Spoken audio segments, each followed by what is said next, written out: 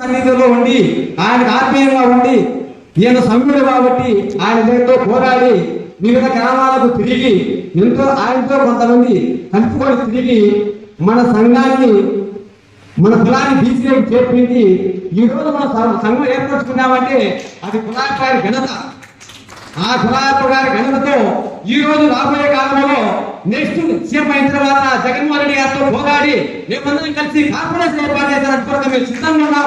అది నేను ఇప్పుడు గౌరవంగా చెప్తున్నా. మీరు జరగబోయే కాలంలో ఖచ్చితంగా చేస్తామని గౌరవం కోరుకుంటూ ఇంకొకటి మనం సంఘం ఏర్పాటు చేశాం. సంఘం ఏర్పాటు చేసిన తర్వాత ఏ జిల్లా అధ్యక్షులు ఖర్చు పెట్టాలన్నా వాళ్ళ దగ్గర డబ్బులు లేవు, అధ్యక్షులు గారు పెట్టాలన్నా ఊరుగా పెట్టలేదు. కాబట్టి మన కులాన్ని ముందుకు పోవాలంటే మనం ముందు సభ్యత్వం ఏర్పాటు చేయాలా. సభ్యత్వం ద్వారా రుసుము ఏర్పాటు చేసుకుని ఎంతన్నా కానీ 100 కావచ్చు, 200 కావచ్చు, 500 కావచ్చు సభ్యత్వ రుసుము తీసుకొని రాబోయే కాలంలో మనం ముందుకు జరగాలంటే మనం ఫండ్స్ కావాలా.